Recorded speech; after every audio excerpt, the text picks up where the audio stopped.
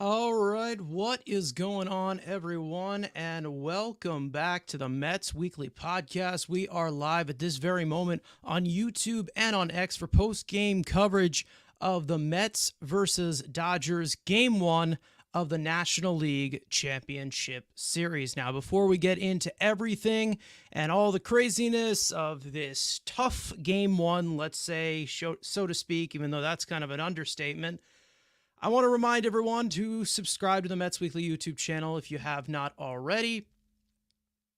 Um, for those of you watching live on playback or watching in the future, you want to join the conversation, make sure to turn on post notifications to know when we go live. For those of you in the live chat right now, I want to let you guys know that, I love reading. We all love reading your questions, your comments, your concerns, and all that great stuff regarding this team at this current moment. And if you feel like you're being ignored, you're not being ignored. You're just being starred throughout the show, so we can try to pull up as many as we can to keep the flow of the conversation going. Also, make sure to follow Mets Weekly on X and on TikTok. We just wrapped up one of my co-hosts, Frank, his post-game thoughts on every Mets regular season game, titled the Mets Frankly Post-Game, but we'll have content over there in the off-season. And for our audio listeners, make sure to follow us on any of your favorite listening platforms to not miss the audio version of new episodes that go up at 9 a.m. the following day. For those of you tuning in on audio right now, in the future, make sure to tune in to our pregame shows about 90 minutes before the game. That will be going on all Mets postseason long, but only on our YouTube channel. So without further ado, let's get into this post-game show. You may notice I'm alone at the moment. I'm not sure if anybody is going to be joining us, but at this current moment, apologize for a little bit of a delay on the start of the show, but I was able to figure out what I needed to figure out. But other than that, let's get into this full-on game. Now, obviously, I could go on forever of everything that went wrong in this game, and I feel like everybody can as well. Christopher coming in saying, "Yeah, that was rough to watch." Absolutely. Daniel coming in.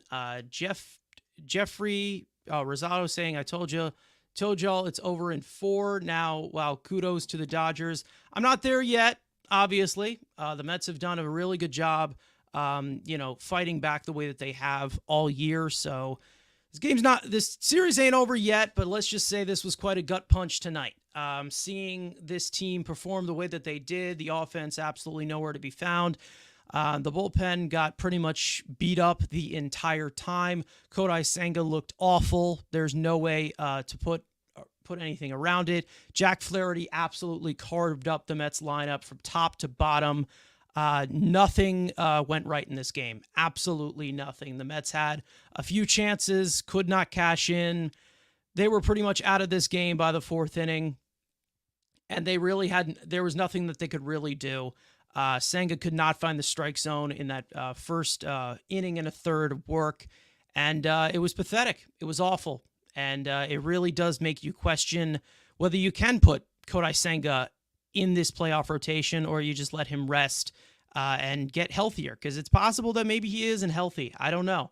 But all I can say is that this is, one of those wake-up call games as to where, yeah, this Dodgers team's good. If you're not on your A game, then they are going to kick you in the throat. And that's exactly what they did tonight. Going into some of the comments here, Game 4 War saying we needed to start Manaea. They probably should have. With the extra day off, it probably made sense to start Manaea. But I feel like they wanted to set the tone with Senga as their best pitcher. He still is their best pitcher, obviously, but he did not have it tonight. He had the exact opposite of it tonight. It was just absolutely awful. Christopher saying maybe that game was a good wake-up call. Rather that happened in Game 1 than Game 7. Absolutely. Rosie saying embarrassing loss, poorly managed game. Senga should not have never pitched the first game. The Mets are not on the same level as the Dodgers.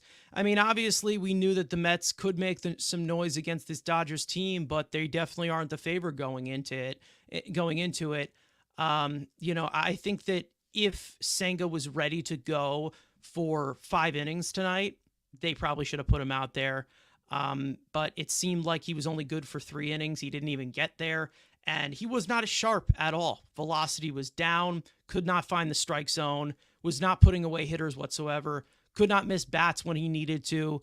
And it just was an absolute disaster. He also had a pitch clock violation on him. He had a few wild pitches. I mean, everything that could have possibly went wrong for Kodai Senga went wrong today.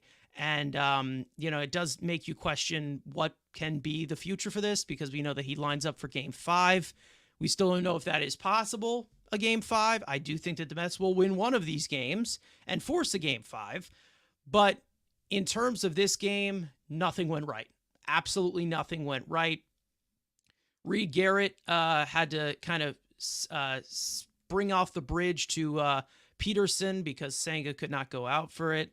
And, I'm not, we all know my feelings about David Peterson. I'm not trying to just completely throw him under the bus here for any reason at all. But I'm just saying that the Mets didn't even get a chance to get back into this game. And David Peterson was one of the main reasons as to why, giving up those 3 runs. I know that one of them was unearned, but I mean, he just basically just took us out of this game before we even got a chance to even try and come back and try and work against Flaherty. I'm not trying to put this loss on him, but I'm just saying, Senga was not good. Peterson was not good. The offense did not come through. But when it comes to David Peterson, keeping us in the game, he was not able to do that. I said in our pregame that if the Mets pitching staff somehow, if they piece it together with the bullpen game that they're going to have to put out there with Senga in a shortened outing, there was some focus as to where, and I said this, if they give up 2 to 3 runs in this game, the Mets pitching staff, the Mets are going to win this game. And they didn't. They were absolutely awful. They did not do anything. And not to mention, they basically took us out of this game before we even got a chance. I understand, the offense still has to show up. The offense was not up to the task against Flaherty. And they just could not get the job done. I don't know what to say. I think that, you hope that the Mets can flush this type of loss, obviously, and it doesn't carry into the rest of the series. But, it also is a wake-up call that this Dodgers team is good. From top to bottom, even though they are hurting a little bit, most of their pitching, in regards to that, we know that the Mets probably have the pitching advantage in this series, given how Manaea has pitched and given how, Severino has gone and Quintana has been lights out all September into the postseason. And their pitching was great throughout these first 2 series. And Senga was the only one that was kind of just trying to be eased into it. And it just didn't seem to work against against a Dodgers team that we all know can come out swinging. We talked about the bottom third of this lineup being a key for this game. Mets did not pitch well to the bottom part of this lineup. Of course, Ohtani and Freeman and Betts got their licks in as well. Tons of walks in this game as well. I think Mets pitchers walked 7 batters in this game. Not great, especially setting up the big guys the way that it was. It was just an awful game all around. It really was. I don't really know how to explain it and break it down, but I'll try as much as I could. I'll get into the summary in a second. We'll see what happens regarding for the rest of this series. Game War saying Manaea having 2 starts would have been better than 2 times of Senga pitching for 2 to 4 innings. Yeah, definitely. I do believe that. Senga was awful. He really was. He was possibly, the worst I think I've ever seen him in his entire career with the Mets. That was the worst game I think I've ever seen him pitch. And it definitely came in at the worst time. Rosie said the Mets should have expected Senga that could be rusty given the fact that he has not pitched this year. He definitely has not pitched all year. And in the back of my mind, I was, I'm not surprised. I'm not really surprised in the fact that he did not pitch well. But the way that he lost the strike zone like he did, There was not a single pitch that looked somewhat competitive to the way that, like, I know Senga is capable of pitching. Like, I don't see in any way, shape, or form um, the Kodai Senga that I've seen ever since he started pitching with the Mets. And I mean, it makes sense as to where he has not had the workload all year. Like, I think that when it comes to the Mets actually, putting out a starter that actually can go the distance, that probably was the best bet against a team like the Dodgers. And we talked about it being like ramping up Senga the way that they have, and ramping up Senga the best way that they could, um, you know, during the season, and the best way that they wanted him to return towards the end of the season. You're starting to see kind of the effects of, like, okay, if you're trying to do a bullpen game in game one, like you did against a Phillies team that, even though they have a top heavy lineup, just like the Dodgers do at the end of the day, if you're kind of like sizing it up a little bit, this Dodgers team is a little bit more prestigious in the matter as to where they don't swing at bad pitches. They don't swing and miss that much. They put contact on the baseball. And you're going to have to contact manage in that way. Senga was not able to do it whatsoever. I mean, that, we'll see what happens in regards to that. One of my, I think some Dodger fans, some of my fellow Raider fans are coming in here. Mets game, Raiders to Vegas, saying Mets win game 2, with a Jalen Carter shout out. Absolutely. Lube coming in. What's going on? Oh God, that entire chat is just flooding in here. Absolutely. But listen, the Dodgers got the best of us in this game. I'm not here to make any excuses. I mean, what excuse can I make when you lose to the Dodgers 9-0 in this game? The offense doesn't show up. The entire pitching staff gets blown up. Absolutely. There really is nothing else that you can really say that can excuse a game like this. They got absolutely dominated. And hopefully it carries into this type of gun punch, and the Mets can actually fight back this way in game 2, which is going to be a night to afternoon. I believe it's going to be 4 Eastern when they start off, 4 Eastern on the Eastern Coast. For those of you who are Dodger fans watching this, it would be 1 o'clock for them, I believe. So it's a day game for game 2, and then Citi Field for game 3. And then game 4 will be at Citi Field as well. So, I mean, this was definitely a wake-up call that this Dodgers team is good. Let's hope it does not flood into the second game. We're hoping that Sean Manaea can definitely give you distance after the amount of arms you had to use for more than 3 outs today. Everybody had to get more than 3 outs today.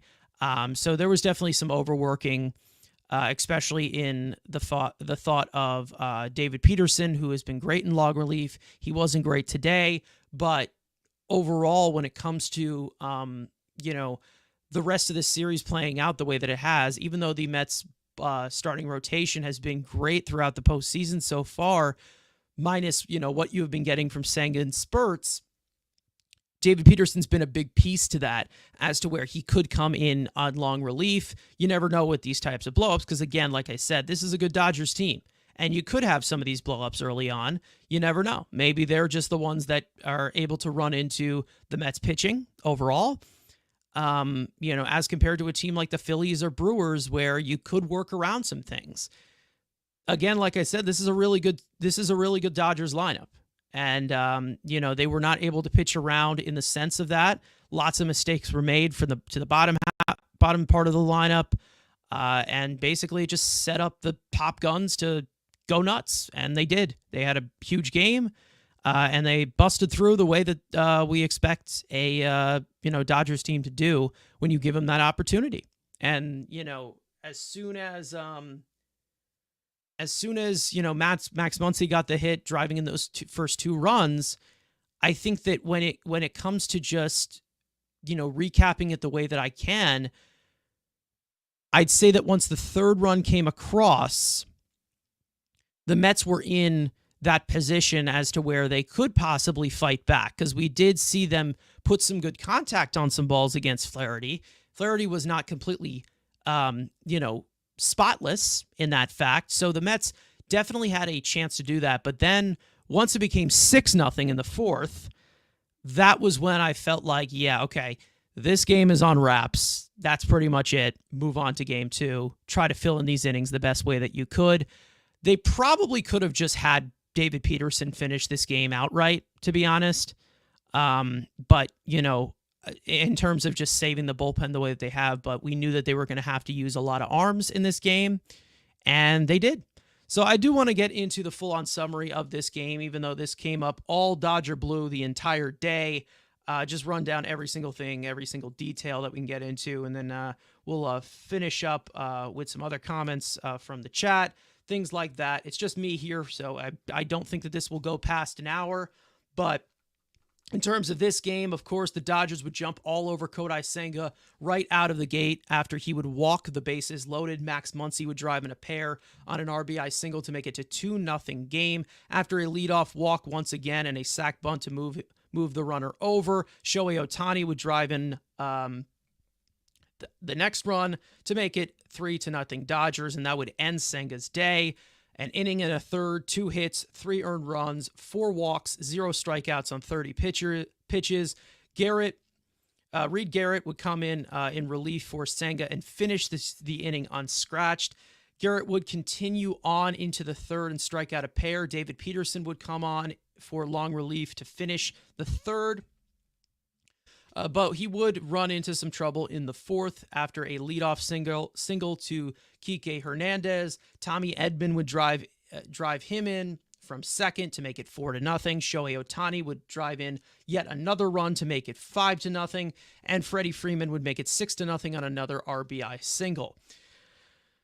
In the sixth, Danny Young would make his postseason debut, as he has not pitched this entire postseason, despite being on the roster. Tossed a scoreless sixth, would get 1 out in the seventh. Jose Butto would come in for Danny Young to finish the inning. The Mets would threaten in the eighth against Daniel Hudson once Jack Flaherty came out, but Lindor and Vientos would get out, and the Mets would not score. In the bottom of that inning, the Dodgers would add on more after Butto would come back out and load the bases. Mookie Betts would clear them with a 3-run double to make it 9-0. As for the Mets offense, they were pretty much silent for the most part, had a few chances early on and later on in this game. They drew a few walks, could not really string anything together as Jack Flaherty went on a roll, carving them up for 7 scoreless innings. And for the first time in the postseason, the Mets drop game 1 of a series to a Dodgers team that has now tossed 33 consecutive scoreless innings, dating back to Game 4 of the NLDS versus the Padres. I mean, this was an absolute domination, like I said, of the Dodgers. They basically took over this game from the start, and they never gave it back. The Mets were able, again, like you said, they had their chances. It's not like they were absolutely lifeless throughout the entire time, but they were unable to cash in. We did have that one base running mistake by Jesse Winker that pretty much costed them any sort of momentum that they had whatsoever. That was just an awful decision. He did get the first hit in this game, got to second on an Iglesias hit, tried to go to third, and basically just misread a softly hit line drive, and basically just ran us out of that inning. With the top of the order close to due up. I mean, they just really did not create any offense besides that, and that was pretty much all she wrote. I would say that, like, by the time Winker made that mistake, I think that was when I was like, okay, yep, that's it. That was awful. That is the end of this game, and they can pretty much coast for the rest of it and move on to game 2. Like that, I feel like that was the moment that we were like, okay, this game is over. Nothing's going to go their way in this game for good reason, because they played like shit, they pitched like shit, they hit like shit, they were awful.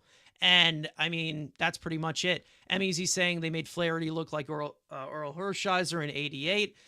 Well, let's just say 88 against the Dodgers. That's pretty much what ended the 80s Mets, pretty much. So, let's hope that that doesn't continue throughout this series. But, we'll see what happens in terms of that. We all know the Mets and Dodgers have had quite the battle in the playoffs before. We've had some historic games against them. Hopefully this storybook comes out, orange and blue in the end, but they're going to have to make a lot of changes, let's just say, into game 2. I do think that in regarding with game 2, most likely, no matter what, you might need to just bench Winker and put JD Martinez in there. Because I feel like lefty and righty, it would be fine. Jesse Winker possibly could pinch hit, of course. You also have Jeff McNeil off the bench who could possibly pinch hit as well if you need a left-handed bat in there. We still don't know who is going to be starting for the Dodgers unless we did get an update that anybody has. You can let me know if that happened. But for now, I still don't know who that starter is. It's going to be Shamanaya for the Mets. And then we'll obviously have that pregame tomorrow at 2:30 to make sure to tune in for that. But as for this game in general, obviously we had a little bit of a debate in our pregame. For those of you listening on audio, make sure to check that one out regarding the whole situation with Jeff McNeil. One thing I will say, I did say that with Jeff McNeil here, the Mets need to stop treating him like a utility player because he's not a utility player anymore. He cannot play the outfield anymore, especially with the types of injuries that he has had this year and last year. He's a second baseman. That's it. That's all he is. And when it comes to Jeff McNeil and that mindset, they had him pinch hit for Tyrone Taylor. And I was like, okay, well, they're going to put him in the outfield. They didn't. They put Bader in center field the next inning, and they didn't look at him in any other way. I do think that McNeil is most likely going to start tomorrow.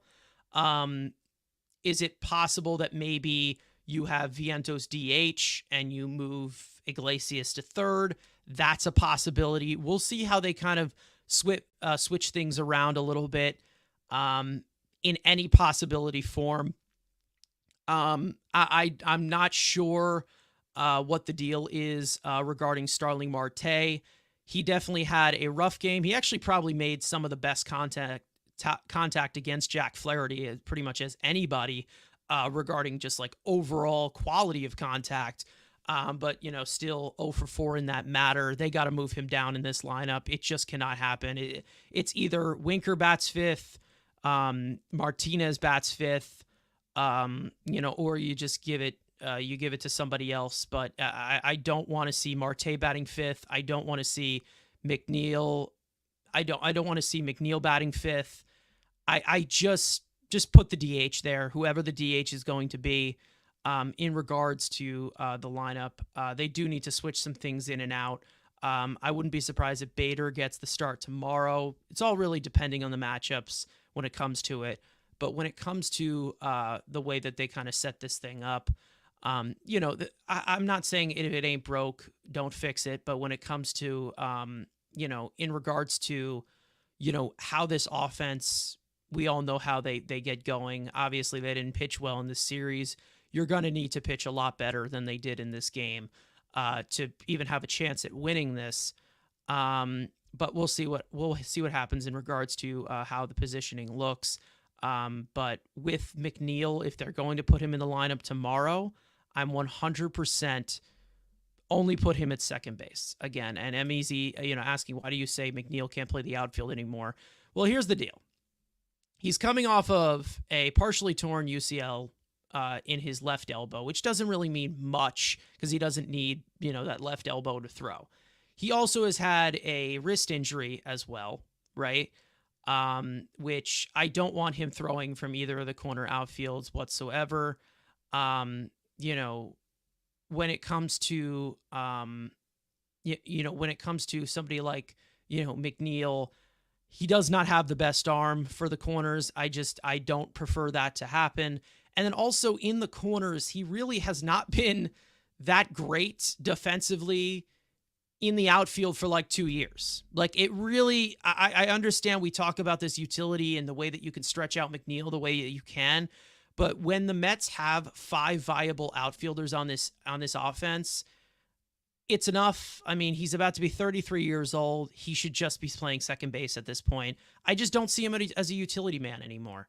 I feel like at this point, he's really just, he's regressed in that matter.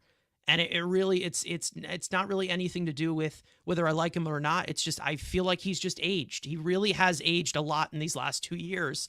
And it really goes unnoticed a lot in regarding with McNeil. I really do. I do believe that.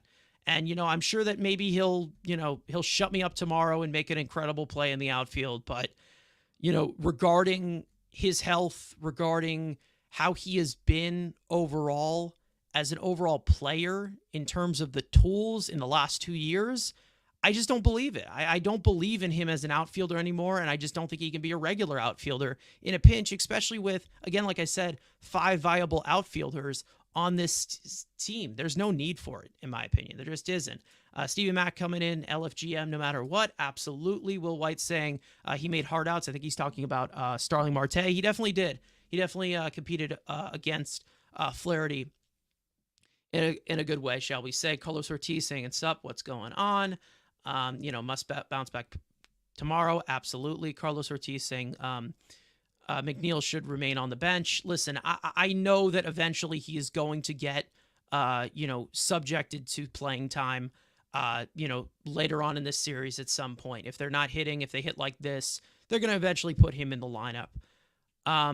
But I am just, again, there's not really a way that I look at this as, I don't know if it's just like a winning formula, if it's a winning plan or a winning lineup where he fits into the mix in terms of what you've gotten from Jose Iglesias, in terms of the tools you can get from Luis Angel Acuna.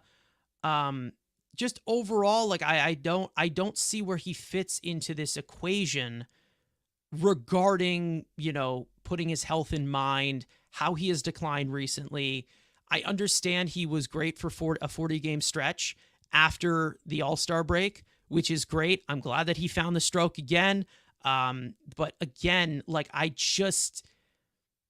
we're working back from square one here. I'm not taking into account anything that he did before getting injured again, because when it comes to hitting, especially the way that McNeil continues to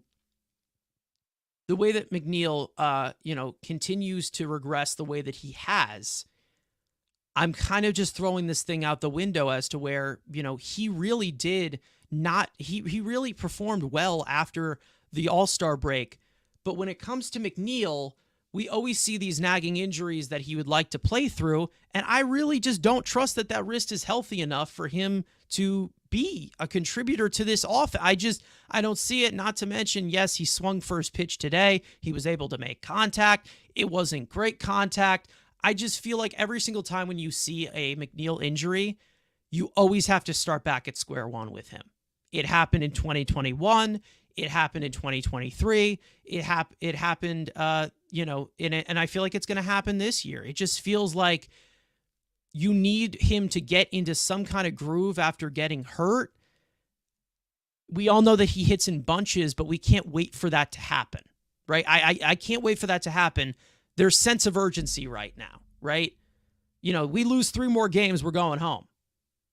So I'm not really, and the same goes for Senga, to be honest. I don't really know how I feel getting him back into the groove in the middle of the postseason. I don't know what to say. Carlos Ortiz saying Winker killed our chance with that bad base running. Absolutely. I definitely thought that at that current moment, that was when the game was over at that point. Wonder Davey saying, speaking of pitching, Senga's number, I think he's saying Manaea, right? You corrected it with Manaea. Manaea's numbers against the Dodgers are terrible. Yeah, I know he has had a few blowups against the Dodgers in the past. But again, they're going to have to work through that. And, I don't know. We'll see. They haven't seen Manaea with the new arm angle yet. So maybe that is something that is the key for him to do well against the Dodgers. We'll talk a little bit more about that in the pregame tomorrow. But in regards to what has happened in this game, it's pretty much one-sided in this fact, but we're going to have to do it, obviously, because this is a Mets Weekly podcast, and it's not a Mets Weekly podcast without studs and duds. So let me get into those. Guys, let me know of your studs and duds in this game in the live chat right now. As for my stud, there's not many of them. But in regards to expectation, I guess I would give it to Danny Young. He pitched fine in his postseason debut. Let's just say that. And in regards to Danny Young, where we talked about, him kind of being the odd man out, he did face, I think he's faced the top of the order, I believe. And he pitched well. He was fine. He got 4 outs, did walk 1 batter, but that was pretty much it. He did all right. Again, this is like really picking it out because there really wasn't much great in this game. Let's just say that. Another guy you can probably put in here, Jose Iglesias had some really competitive ABs in this game. Marte didn't really get any results, but he did have some really good hard outs against Flaherty, but there really wasn't much. I mean, there really was not much in this game to be great, to be happy about. But as for duds, there was plenty of them. And I think, it's easy where I can put Senga. He was awful. Again, like I said, that was the worst I have ever seen him pitch as a New York Met in his entire Mets career. That was just awful. It was terrible. Budo did not do us any favors, of course, but that game was pretty much over by that point. David Peterson, you could put him in there. And, the entire dud, and also you can put the team offense as an entire dud, like Will White is saying here. Specifically, Mark Vientos did not have a really good game. What's it called? Taylor was not really very productive. We'll see what happens in terms of what, changes they do make in this lineup. Obviously, we don't know who is pitching for the Dodgers tomorrow unless it has been announced. Guys, let me know if we do have one in regards to that, because I don't think it has been announced yet. If it has been, let me know. Dave Roberts did say that tomorrow will be a bullpen game for the Dodgers, but we don't know who is going to start that one off there. Which might differentiate the scouting report. Let's just say that. But again, I will say one thing in regards to this, and guys, let me know what you think in regards to this situation. Do you believe? And again, it's so easy to react off of this. Do you believe that Kodai Senga is healthy enough to actually still carry through with the postseason? Because I'm not going to lie, I really did not see the best out of Senga at any point. At any point did I see the best at any point did I see Kodai Senga look sharp in any pitch that he threw out of all 30 pitches? Let me know if you guys actually do think, Senga is healthy enough as to where he can still be active on this roster. Because when it comes to Senga in general, we know that he really isn't ramped up whatsoever right now. He has pitched about 7 innings this season, 2 in the postseason, 5 when he came back, but then got injured again. I mean, it's not really much as if I trust him or not. I just don't think that he's healthy. I just don't. He just did not look comfortable at all throughout that game. And even though he did pitch well against the Phillies, I feel like just this ramp up is just going to kind of be counterproductive in this way, especially against a Dodgers team that you need competitive pitching in that way where you can't work out the kinks. They're going to destroy you. I mean, I don't know. I don't know how I feel about Kodai Senga continuing on through this series. Again, and maybe you need like maybe you do need like a day to sleep on it in regards to that, as to where you're like, okay, maybe there just needs to be a better plan, better sequencing, better execution in general. But when it comes to when it comes to the Mets, putting out this rotation the way that they have, it's so hard because you have three reliable starters at this current moment that are going to be in the postseason rotation. The thing is that this is a 7-game series. Does that mean you go to somebody like Peterson to be that fourth starter in the rotation? Do you go to, I don't want to say McGill, because I just don't think that that's like the height of the measure right now. He really has not pitched that much in this postseason besides that second game of the Phillies series. Like, I really just don't know how you would put this in. I'm not putting Lucchesi in that equation whatsoever. I'm not putting, I think that it probably would have to be Peterson, right? If you were to replace Senga in this rotation regarding on how he feels, regarding on his health in general, you might as well just put Peterson out there because he's still stretched out as a starter.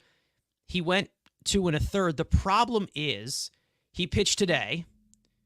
He most likely will need like 3 days of rest. So the best he can probably do is game 4 or game 5.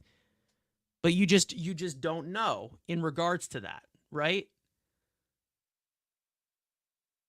Will White saying Senga will be great if he gets another start. I'll put money on that. Maybe you do get a revenge series from him because, again, this did not go well. It really did not go well. Broman saying Senga should not pitch in this series. Again, I see both sides in regards to this. It really made you take a step back in how concerning that was, as to where the velocity was way down. He could not command the strike zone whatsoever. They were running all over him the way that base runners have done all year for them. Christopher saying not using Senga at all if I were the manager. You never know. I don't know how, they've kind of just put this into the formula in the way, I think that, when it comes to these other pieces in this rotation, I don't know how they're going to span this thing out with just 3 viable starters and then a bullpen game in that fourth one where Senga's not 100%. He's trying to ramp up in the postseason. I just don't think this is a recipe for success at this current moment. He could get away with these whiffs and chases and have some confidence in his pitches the way that he had against Philly. But against a Dodgers team like this, more prestigious type of Dodgers team where they don't chase, again, like I said, they just don't chase whatsoever. And you're going to have to make really good pitches and blow them away. And the command is everything. He did not have it whatsoever today. He didn't have anything. There was nothing he had today that, made us actually think that this was promising going forward. I think that it'll pretty much be defining as to how they feel about him regarding them going into it. Broman saying the Mets had 7 walks was the key to losing. Also, the Dodgers 7 through 9 went 4 for 12 to set up Ohtani and Mookie and Freeman. That cannot happen. Absolutely. We talked about that in the pregame. With one of my fellow Raider fans in here saying it could pull a Yamamoto.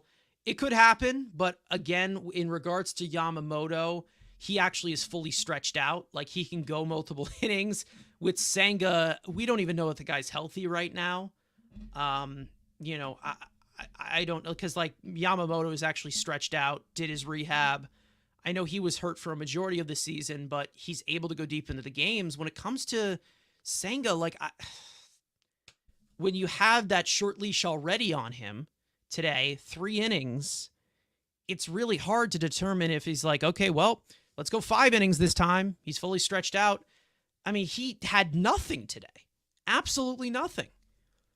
We'll see what happens in regards to that. But that's more of a game 5 situation, and we don't even know if there's going to be a game 5 yet. So we'll see. Um,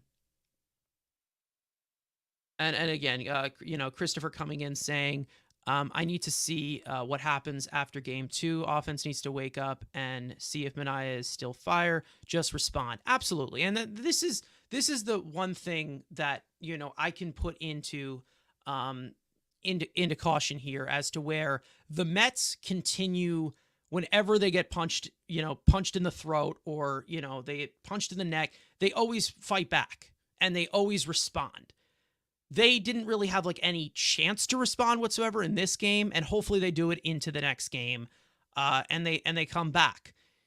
It's really hard when you have to do that in tough circumstances against a Dodgers team that is really good, but we know that they are capable of coming back in that sense, and hopefully they can steal a game here, and the Mets can set this thing up in their home crowd, on their home crowd. I mean, that's kind of how it looks.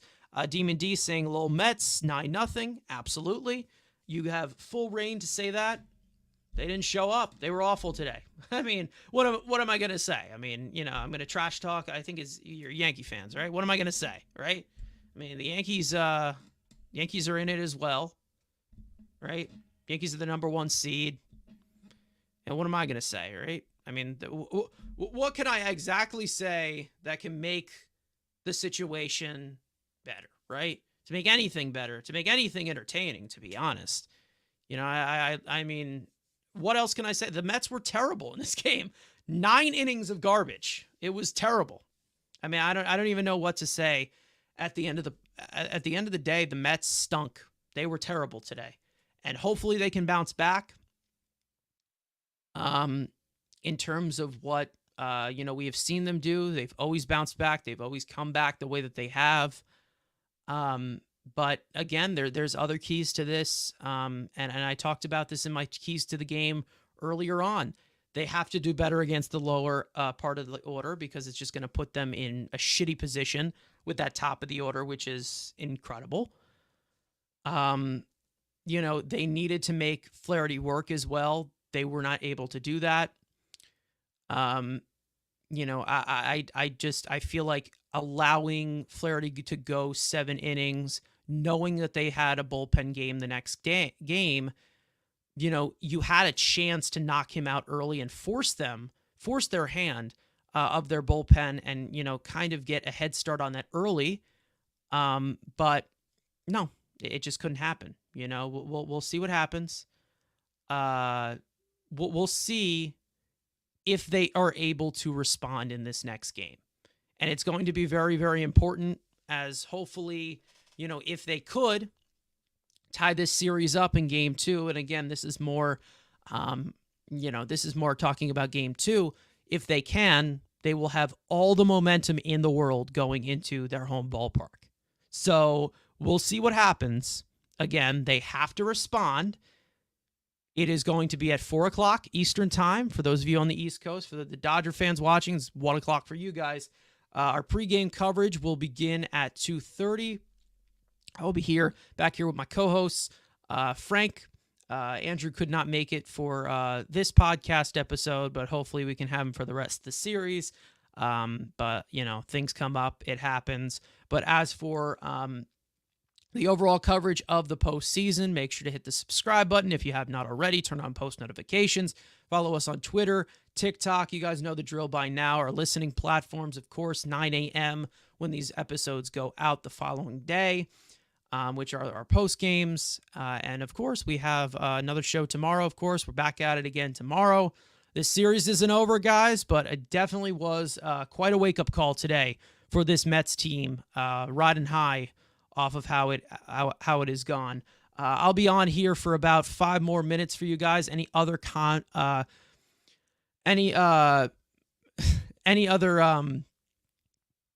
pieces that you guys want to get into, any other comments that you want to put in here for the stream? I'm only going to go the 50 minutes, less than an hour here, because it's only me. So I could rip my vocal cords out for an hour and a half here. but it just ain't worth it, especially in a non-eventful game, especially on the Mets side. And pretty much just overall just saying they didn't play well. They were awful. They were just terrible in this entire game through 9 innings, and hopefully they can wash this one away and move on to game 2 with Shamanai on the mound, and hopefully they can bounce back. Let's just say that. But in regards to any of the other comments in here, let me know. Good job, Carson. Thank you, Christopher. Thank you for tuning in once again. Will White saying, tell Frank I was wrong about Marte. I mean, technically he was right in terms of the results, but right-handed hitters have been really good against Flaherty. So again, I just didn't see any formula in that regard, but he's allowed to have that opinion. We all know that he's a big Jeff McNeil fan. I'm not. So, it's opinions are going to clash regard to that, but we'll see what happens. We'll see what happens again tomorrow. Broman saying early game in a hot day. It's at Dodger Stadium. Ball should fly out for home runs. Alonso needs to step up. Absolutely. 100%. Again, somebody else, anybody has to step up. I mean, nobody really stepped up today in like these little spurts or whatever, you can say that, but it was just overall an awful game. I don't even know how to explain it in the fact to make it seem good, but the only good news that I can give you is the fact that, well, tomorrow's a new day, and it starts up bright and early. Let's just say that. We'll see what happens. Again, we never said this was going to be easy, this series. This is a good Dodgers team. This is the team you got to beat to come out of the National League, the victorious ones. So we'll see what happens. Chance to even up the series tomorrow. They're going to have to bounce back. They're going to have to play way better than this. And like I said, pregame coverage at 2:30 tomorrow Eastern time on our YouTube channel, only on our YouTube channel, as well as on Twitter as well. But in regards to audio, only the post games for our audio listeners, which will be our podcast episodes tomorrow, 96, getting very close to that 100, which most likely will be an episode during the postseason. So we'll definitely do some kind of acknowledgement for that. I don't know what it's going to be. But of course, the postseason coverage continues tomorrow for game 2. And hopefully the Mets play better than this. Let's just say that. Other things that we can get into here. Some other talking points. Broman saying Ohtani is great, but he struggles against left-handed pitching with good breaking balls and a changeup. Peterson is orbit hope. Needs to neutralize Ohtani. Didn't do so today, so he needs to step up. Absolutely. I talked about this in our pregame show, specifically kind of just trying to neutralize Ohtani, to be honest, because you knew that no matter what, you're going to give up damage to him, no matter what. But overall, you have to give him nothing to pull. And that's kind of just the overall damage that he does give is on the pull side. He is still great to the opposite field. He can hit pretty much any pitch that you throw at him. But when it comes to the overall 9 times out of 10, you can't give him anything to pull. Try to limit him to singles. We know, in terms of like the only good news that we had, we did throw out Ohtani today. Alvarez was able to gun down Ohtani. I believe it snapped like a 30 stolen base streak or something, success streak or something. We know Ohtani being the 50-50 guy that he is, that's pretty impressive, the way that they were able to do that. But that was pretty much it. That was pretty much like the entire highlight of everything. It just was not a great game.